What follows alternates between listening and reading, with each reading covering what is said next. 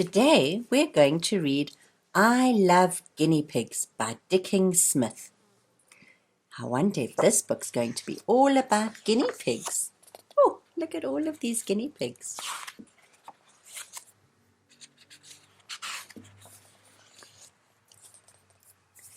There's a silly old saying that if you hold a guinea pig up by its tail, its eyes will drop out. Well, of course they wouldn't, even if you could, which you couldn't, because guinea pigs don't have tails. And they aren't pigs either. They're rodents, like mice and rats and squirrels. As for the other bit of their name, guinea pigs were first brought to Europe about 400 years ago by Spanish sailors, probably from a country in South America called Dutch Guiana, and the sailors called them Guiana pigs.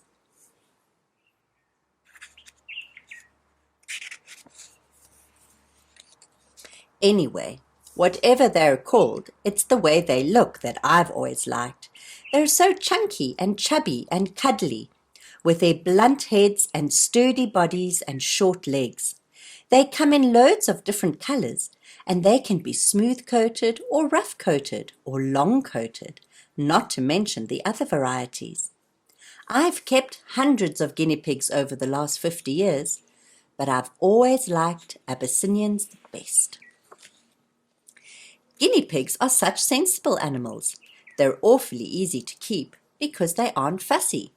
They don't like the cold, of course, or the damp any more than you would, and they're not happy living in a poky little place any more than you would be. But as long as they have a comfortable, warm, dry place to live, guinea pigs are happy as Larry. They're hardy animals and don't often fall ill. Properly looked after, they can live a long time. I once had a crested sow called Zen. She lived 2 years with me and then 8 more with one of my daughters. People's hair grows whiter as they age, but Zen's grew darker.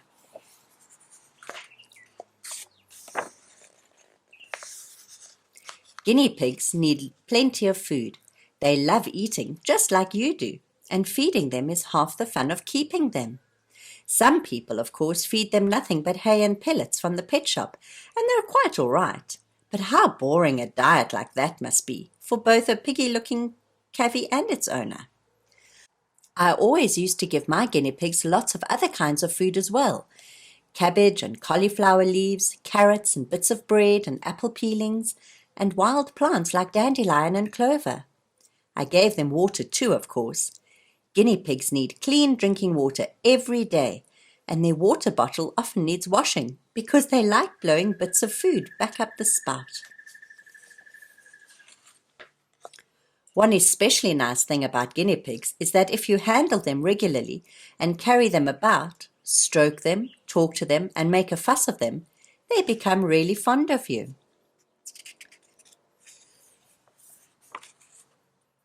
Another nice thing about guinea pigs is they talk a lot. When they want food or water, they give a soft sort of whistle, sometimes low and sometimes loud. Boars say chotter when they're squaring up for a fight. So do sows when their babies pester them too much. Other things guinea pigs say are put, chut, tweet, drrr. But when one guinea pig says prrr to another guinea pig, it's as plain as the nose on your face. It only means one thing. I love you. And that brings me on to what's best of all about keeping guinea pigs. Baby ones. Because their ancestors, the wild cavies of South America, lived out in the open with enemies all about them, their young ones had to be ready to run for it. So the guinea pig sow carries her unborn litter for a very long time, about 70 days. And they arrive in the world fully furred, with their eyes open and their mouths already filled with teeth. Newborn guinea pigs are such a comical sight. Their heads and feet look too big for their bodies. You can see here baby rabbits are born blind and naked, but a little guinea pig comes out furry. But almost immediately they show an interest in those 2 favorite guinea pig pursuits, eating and conversation. Of all the guinea pigs I've kept, there were two that I shall never forget. Both were Abyssinians, both were boars, and each in his time fathered dozens of lovely big-headed, big-footed babies.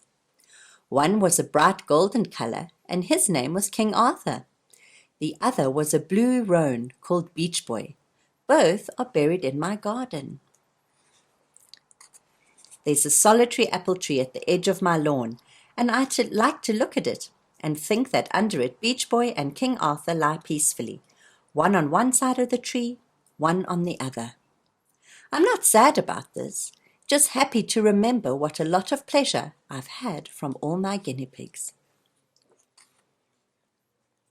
Do you have a guinea pig? Why don't you go find some yummy things for your guinea pig to eat?